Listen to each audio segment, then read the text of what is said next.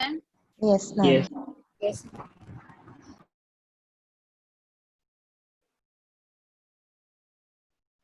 I'm going back to the slide. Just have a revision. This is the proliferatory phase. 5 to 15 days proliferatory phase. Then ovulation. Then secretory phase.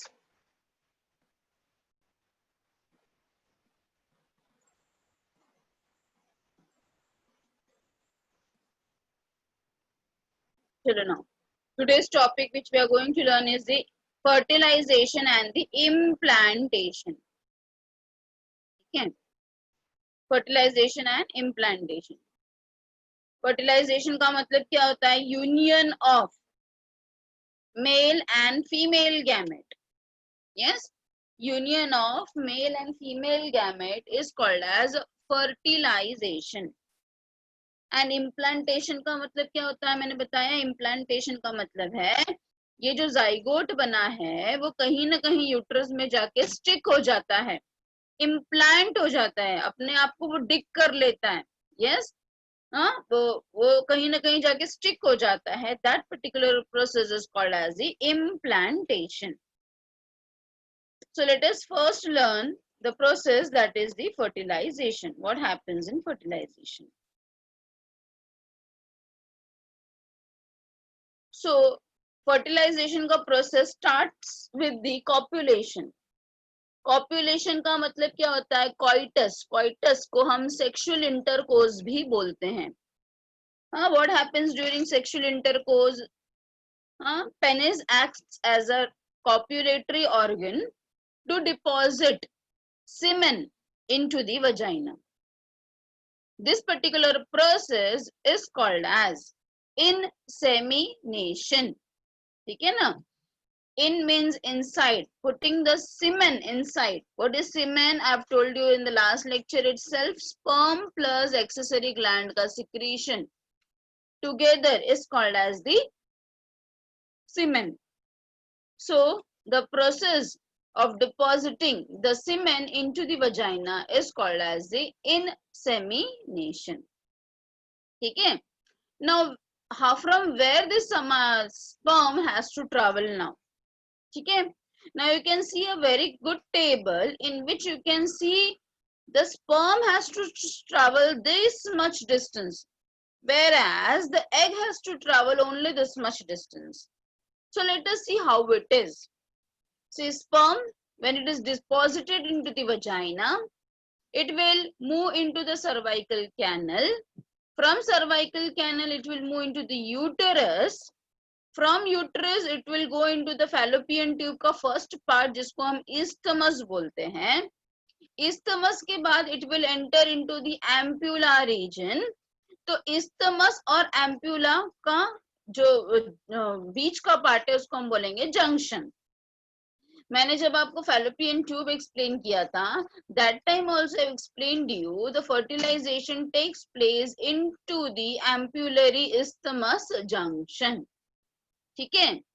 ये तो हो गया sperm का travelling. तो इसके लिए उसके पास ढेर सारा एनर्जी होता है जो माइटोकॉन्ड्रिया से उसे मिलता है. द स्पाइरली कॉल्ड माइटोकॉन्ड्रिया, जिसको हम निबंकन बोलते हैं. What about the egg? Egg जो रिलीज हुआ after ovulation, it goes into the fimbriae of the fallopian tube. From fimbriae it will go into the infundibulum. Yes, from infundibulum it will reach till the ampulla. Now how this ovum is traveling this much distance? It is because of the ciliated epithelium present in the fallopian tube. The ciliated epithelium helps in the movement of egg in the forward direction till the ampulla. So the egg has reached to the ampulla or the ampullary junction, and the sperm has also come over here. You can see this orange part. This is called as isthmus ampullary junction या फिर ampullary isthmus junction, where the fertilization will take place.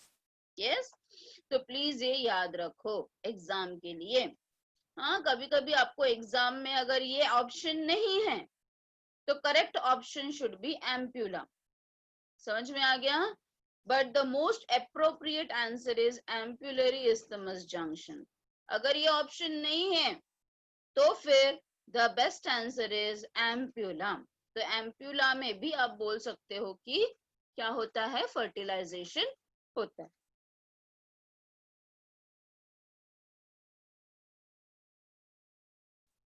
So what is fertilization? It is a union or the fusion of sperm with the ovum. Yes, it occurs in the ampullary junction of the fallopian tube. You can see over here, this pink color is the egg. This part is the nucleus part and this yellow color part is the sperms. Now, let us see what exactly, how the sperm is able to enter the egg. See, what we are saying, please understand it. Fertilization happens only if ovum and sperm are transported simultaneously. So, all copulation does not need to fertilize and pregnancy. Yes? तो what it is saying, ऐसा जरूरी नहीं है कि हर copulation में fertilisation होता है या फिर प्रेगनेंसी होता है। क्यों? क्योंकि स्पर्म को एग तक पहुंचना ये भी बहुत इंपॉर्टेंट रोल मैटर करता है। There are many factors which are responsible for fertilization. तो ओनली कॉपुलेशन हो गया मतलब कि फर्टिलाइजेशन हो गया, that is wrong. There are many factors which are responsible for fertilization and then for the pregnancy. So let us see what are they. See, a sperm comes, see this is a sperm, this part is the egg. First, the sperm will come in contact with the corona radiata, है ना, हमने क्या पढ़ा था ये, इसको बाद में देखो, पहले मेरी बातों को सुनो। मैंने आपको क्या बोला था कि एग के बाहर क्या होता है, कोरोना रेडिएटा होता है।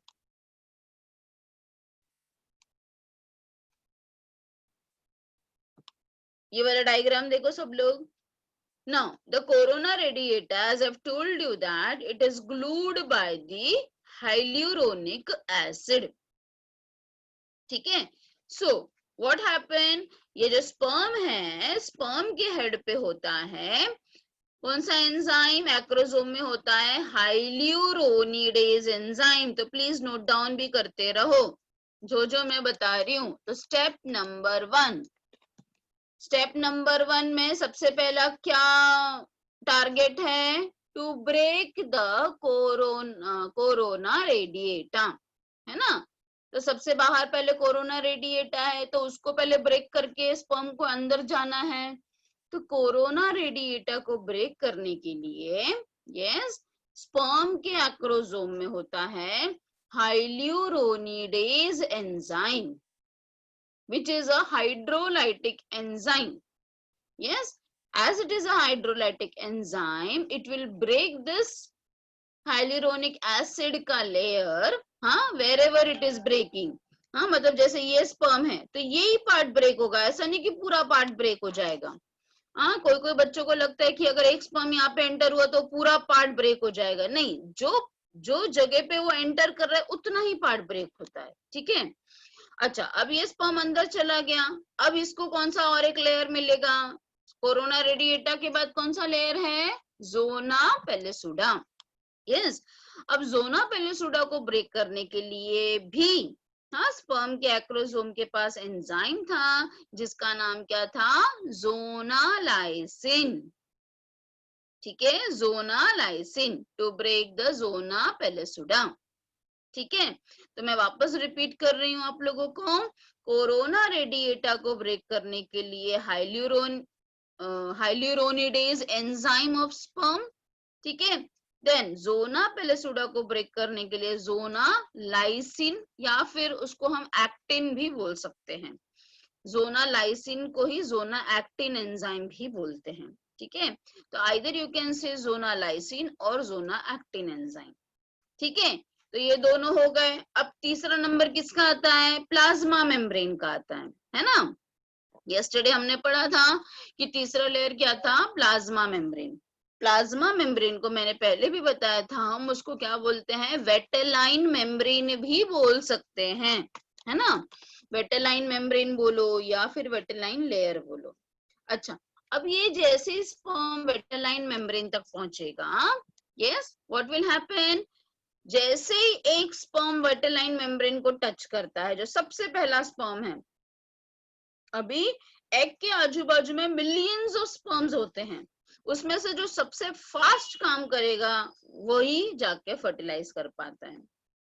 तो जो स्पर्म सबसे पहले वेटेलाइन मेम्ब्रेन को टच कर देगा, जैसे अभी देखो ये वाला डायग्राम देखो, please see the cursor all of you.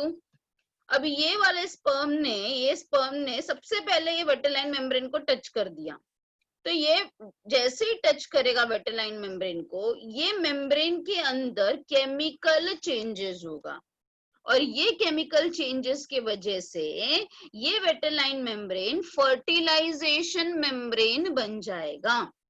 Yes, it will get converted into fertilization membrane. अब क्या होगा, ये फर्टिलाइजेशन मेम्ब्रेन बनने से ये दरवाजा अब बंद हो गया, ठीक है।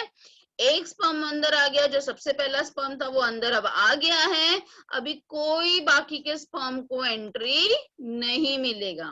भले बाकी के स्पर्म कोरोना रेडिएटा को तोड़ रहे होंगे, जोना लाइसिन को तोड़ रहे होंगे, बट अब कोई भी स्पर्म ये फर्टिलाइजेशन मेम्ब्रेन के अंदर नहीं जा सकता है। Is that very clear to all of you, ठीक है।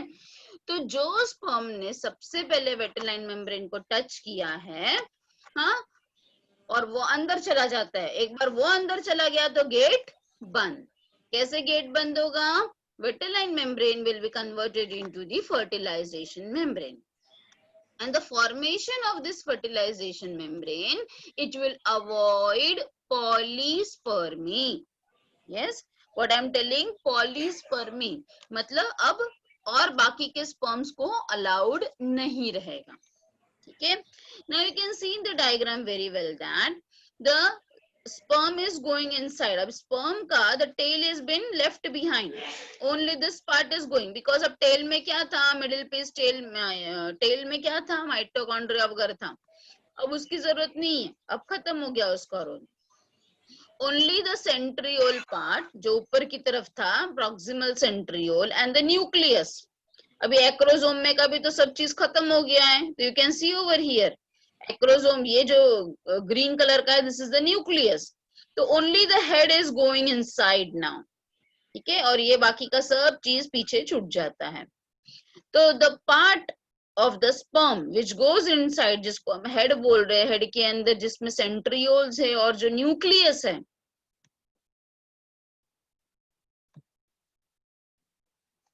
this is called as the male pronucleus. Yes, this is called as the male pronucleus, ठीक है। तो देखो अभी तक मैंने आपको क्या क्या समझाया, आपने लिख के भी लिया रहेगा, तो it's very easy and very simple steps. Again I am repeating it once again, just note down whether you have written rightly और नॉट, ठीक है। Sperm का acroson, now come to this diagram, all of you see the cursor, please see the cursor now. Now yes, so the sperm ka acrosome has hyaluronidase enzyme which will break the hyaluronic acid of the egg. Then next comes the zona pellucida. For breaking the zona pellucida, the sperm has zona actin or zona lysine enzyme. When the first sperm will touch the vitelline membrane, it will immediately get converts. That membrane will get immediately converted into the fertilization membrane.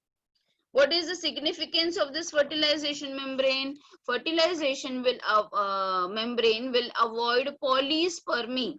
Means no other sperms will be allowed inside now. Okay? The sperm which is entering now will have the nucleus and the centriole. Centriole it will give to the egg, okay, so that the egg can complete its metaphase 2, and the nucleus of the sperm is called as the male pronuclei. उसको क्या बोलेंगे हम? Male pronuclei, male pronuclei. समझ में आ गया? ऐसा sperm जिसका टेल अब पीछे छूट गया है, सिर्फ न्यूक्लियस रह गया उसका, उसको हम बोलेंगे मेल प्रोन्यूक्लियाई।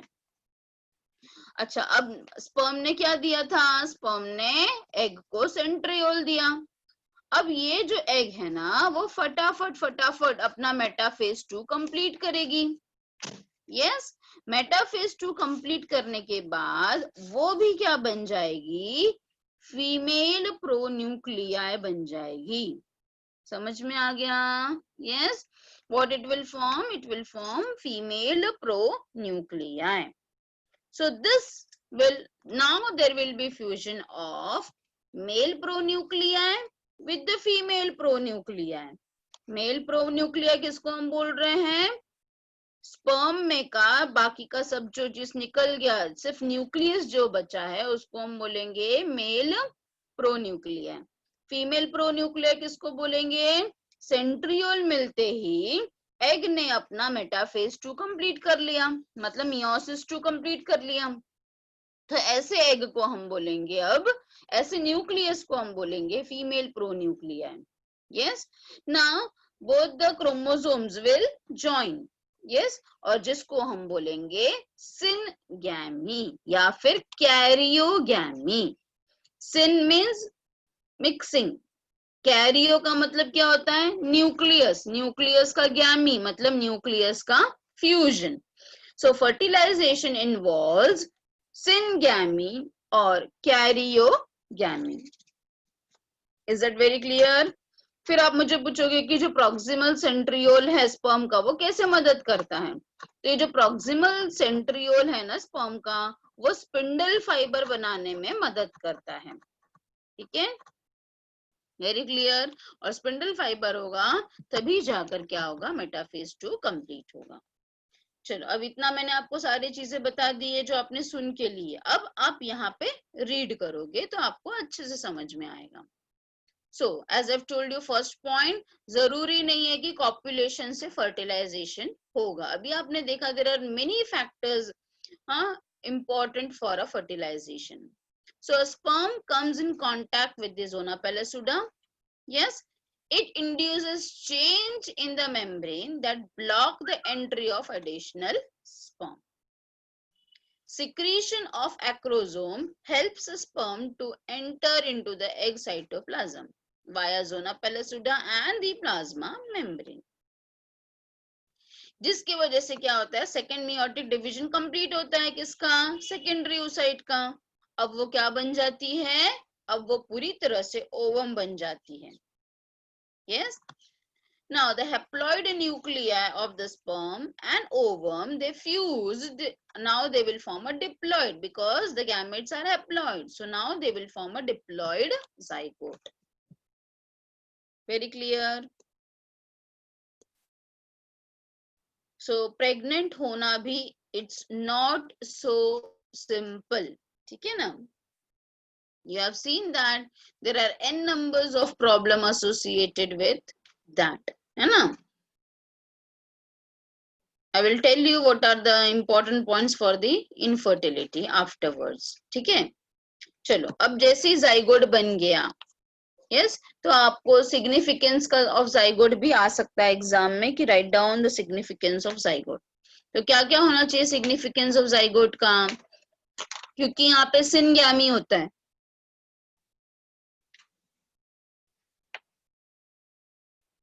यस, सिनगैमी होता है कि नहीं? तो सिनगैमी होगा तो वेरिएशंस होगा, और वेरिएशंस होगा तो इवोल्यूशन होगा।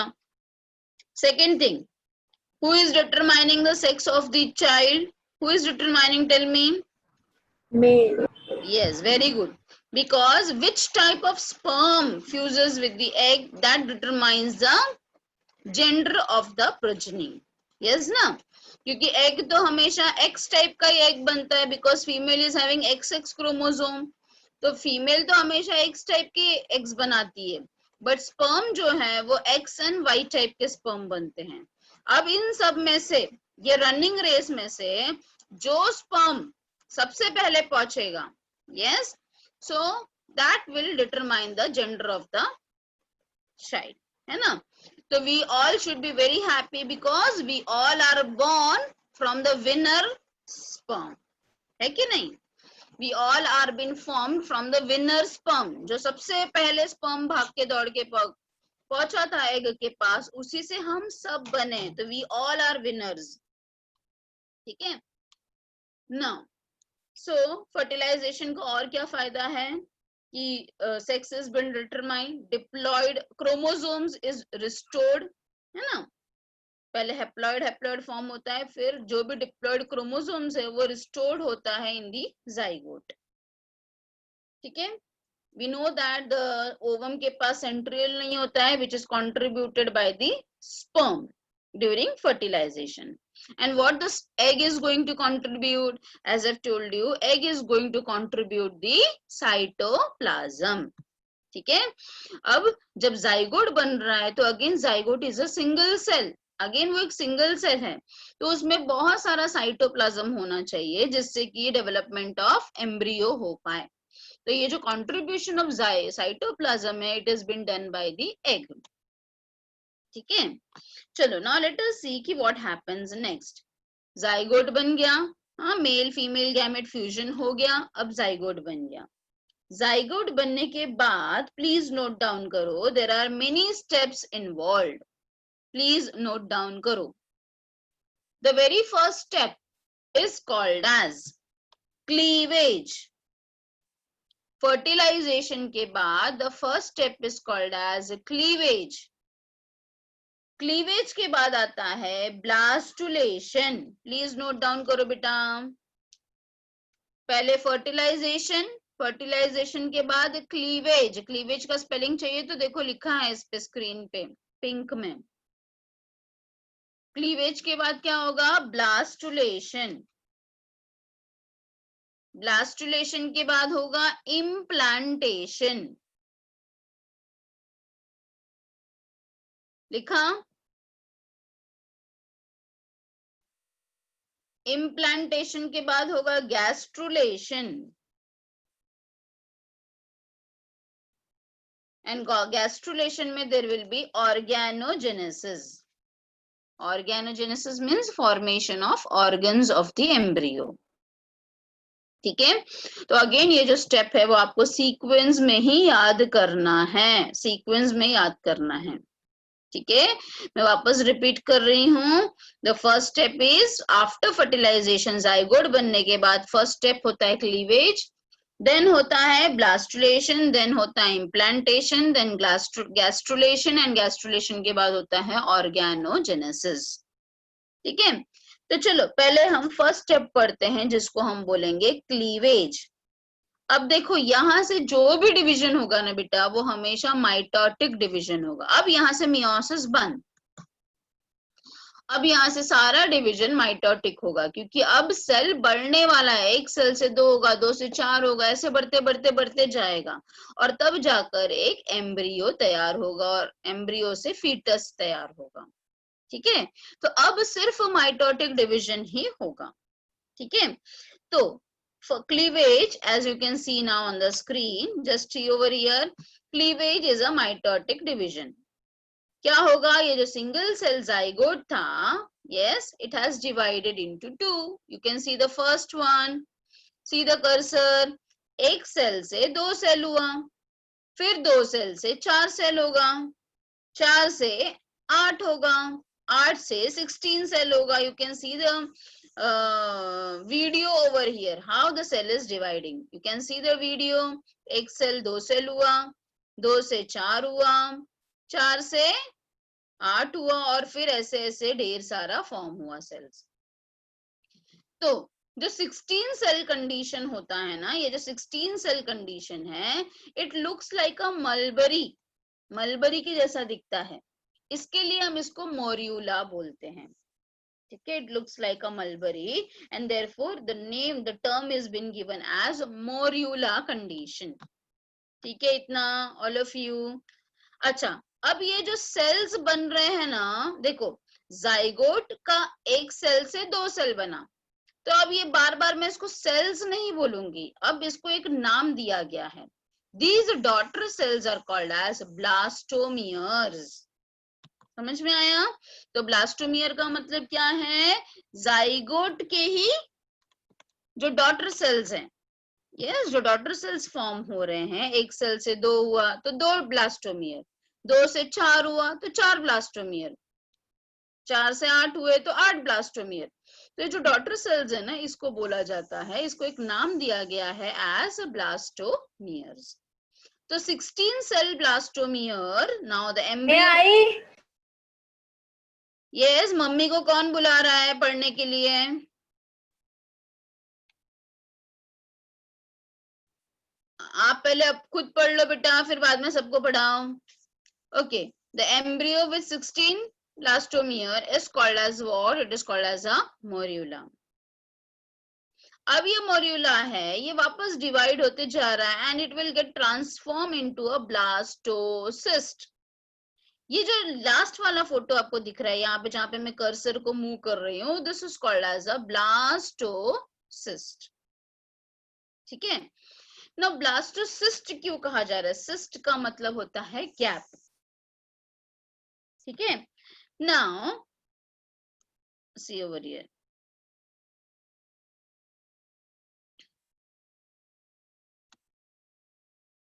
सो this is a zygote, 8 cell condition. ये पूरा एक बॉल बन गया, हॉलो बॉल. हॉलो बॉल क्यों मैं बोल रही हूँ? ये अंदर से ऐसा है, ऊपर से ऐसा दिख रहा है, और अंदर से कैसा है? अंदर से ये ऐसा है. Are you getting the term? And therefore it is called as a hollow ball. अच्छा, अब ये ब्लास्टोसिस्ट के बारे में ये पीपीटी में इतना ज्यादा नहीं है. I will teach you from here itself. Now ये जो ब्लास्टुलेशन है, it is because of the blastula formation. ये जो ग्रुप ऑफ सेल्स है ना, ये ग्रुप ऑफ सेल्स अपने आप को अरेंज कर लेते हैं. इसमें से कुछ cells they will go to the periphery like this, yes, and the bigger cells will come to the at one pole. एक पोल पे आ जाएंगे सब, enclosing a cavity, and this cavity is called as a blastocyst. मैं वापस repeat कर रही हूँ, ये जो बॉल ऑफ सेल्स था, ये जो बॉल ऑफ सेल है, उसने अपने आप को ऑर्गेनाइज कर लिया है. कैसे ऑर्गेनाइज कर लिया है? Out of this group of cells some cells has formed the outline. ऐसे बाहर की तरफ फॉर्म हो गए हैं, हाँ, और कुछ सेल्स जो है एक पोल पे आ गए हैं, पूरा एक जगह इकट्ठा हो गए हैं.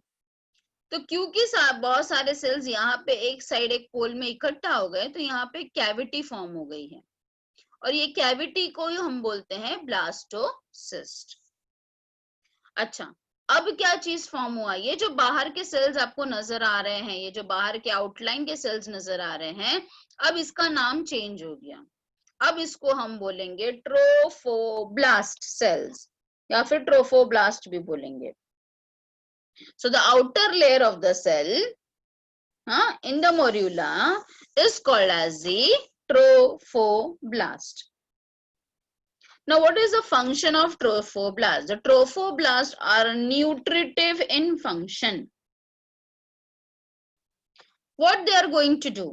They are this trophoblast. अच्छा, ये कहाँ तक आ जाते हैं? ये ब्लास्टुला तक होते होते ये यूट्रस तक आ जाते हैं.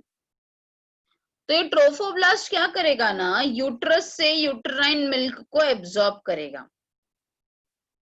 यूट्राइन मिल्क में होता क्या है? ग्लाइकोजन होता है, यस. तो यूट्रस से यूट्राइन मिल्क को वो एब्जॉर्ब करेगा, which is rich in glycogen, and it will double in size.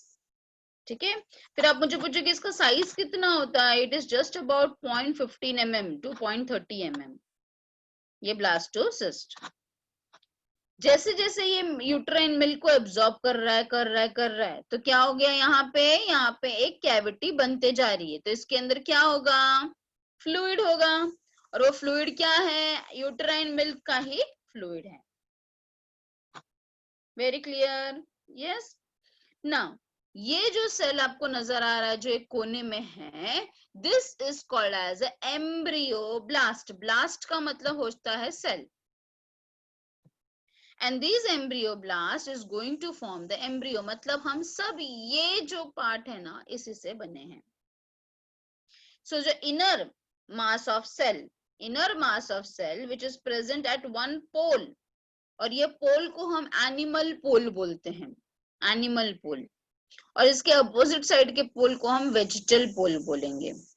ठीक है, तो जो इनर मास ऑफ सेल जो एक जगह इकट्ठा हो गया, एक्यूमुलेट हो गया है, yes, it is called as embryoblast. Blast मतलब सेल, ऐसा सेल जिससे एम्ब्रियो बनने वाला है. ठीक है, so this pole where this embryoblast is attached to the trophoblast, ये ऊपर वाला ट्रोफोब्लास्ट है, ये एम्ब्रियोब्लास्ट है, तो इन दोनों का जो जॉइनिंग है, ये जो लेयर है, इसको हम बोलते हैं सेल्स ऑफ रॉबर. क्या बोलेंगे? Cells of Rauber. तो मैं क्या बोल रही हूँ, देखो, ट्रोफोब्लास्ट, ये ऊपर वाला trophoblast in contact with the embryoblast, embryo knob बोलो या ब्लास्ट बोलो, जहां पे वो एक दूसरे से अटैच है, ये रीजन को बोलते हैं हम सेल ऑफ रॉबर, जहां पे मैंने कर्सर को रखा है. This region is called as a cell of Rauber, R-A-U-B-E-R, R-A-U-B-E-R. Yes, very clear. और ये साइड में क्या है, अपोजिट साइड में there is a blastocyst is been formed. ठीक है, अच्छा, अब भी जोना पेलेसुडा इंटैक्ट रहता है. जो एग का जोना पेलेसुडा है ना, वो अभी तक है. ये क्यों प्रेजेंट है zona पेलेसुडा?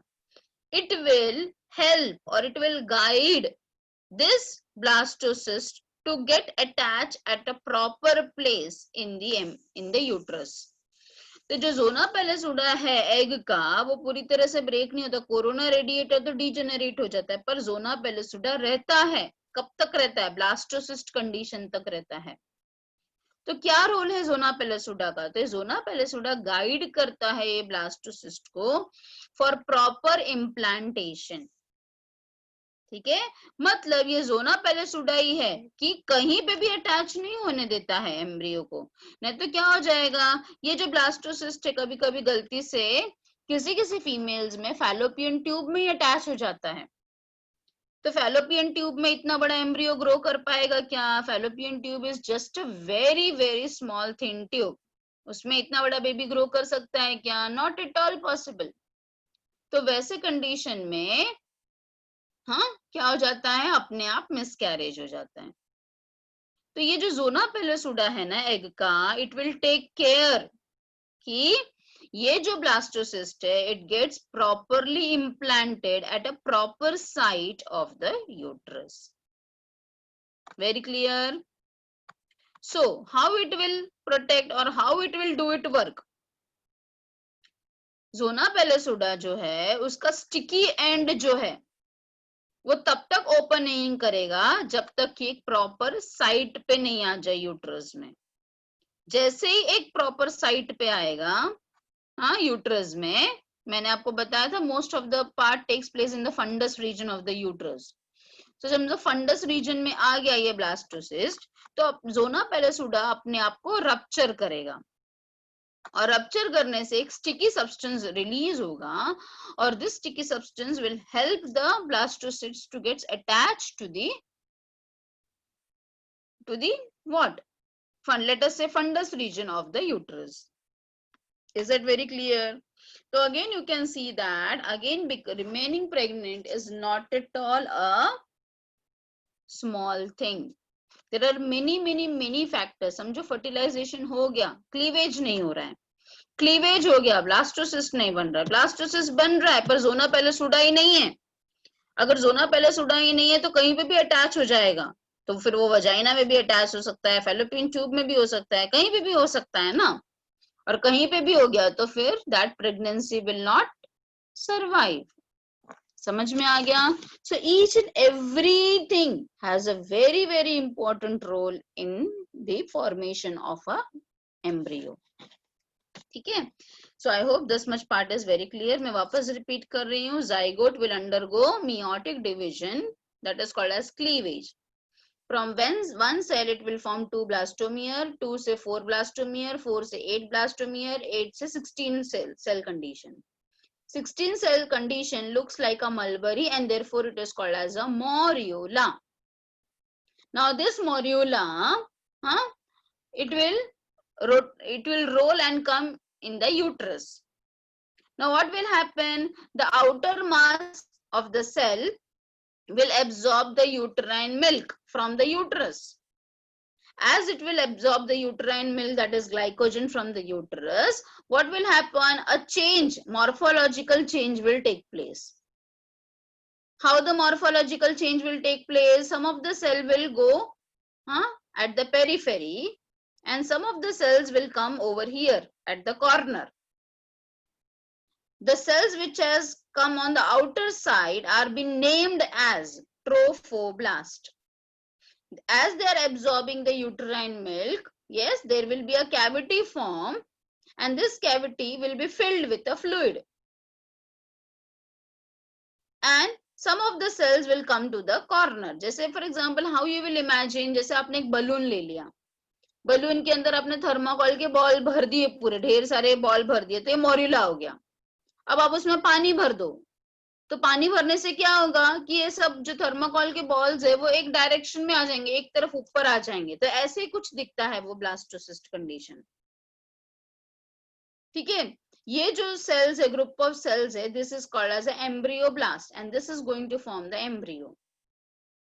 The embryoblast in contact with the trophoblast is called as a cell of Robber. At this condition also, yes, what is intact? Zona pellucida is intact. What is the function of zona pellucida? It will take care that this blastocyst should implant at a proper place in the uterus. When the zona pellucida feels that this is a proper place in the uterus, it will rupture and a sticky substance will be released, which will help in attachment of the blastocyst into the uterine cavity. Very clear? कभी बनता है blastocyst? On the 7th day of fertilization. Yes, fertilization के first to 6 days में ये cleavage होता रहता है और फिर 7th day तक ये ब्लास्टुला बन जाता है. I hope I'm very much clear with all this part. So today I've taught you about the fertilization. After fertilization, I've taught you about the embryonic development. में I've taught you the cleavage and then the blastulation. अभी implantation बाकी है अपना पढ़ने के लिए, implantation and the gastrulation. So implantation and gastrulation I will teach you in the next lecture. Very clear all of you? सबको समझ में आ गया? तो blastula बाहर से कैसा दिखता है? It is look like a hollow ball. Hollow ball क्यों बोल रहे? क्योंकि अंदर से कैविटी है ना, देखो इसको कट करेंगे तो अंदर से कैविटी है और ऊपर एक मास ऑफ सेल होता है जिसको हम क्या बोलते हैं? एम्ब्रियोब्लास्ट बोलते हैं. ठीक है, फिर इसके बाद होगा इम्प्लांटेशन, इम्प्लांटेशन के बाद होगा gastrulation. Very clear to all of you? किसी को कुछ डाउट है? You can ask me now, unmute and ask me. Anybody is having any sort of doubt? Yes, anyone is having any doubt? Yes और no तो बोलो. No ma'am. अच्छा, so again please take note down the homework for all of you. Homework will be again page number 31 of your textbook. Page number 31, you will be drawing the process of fertilization का flow table.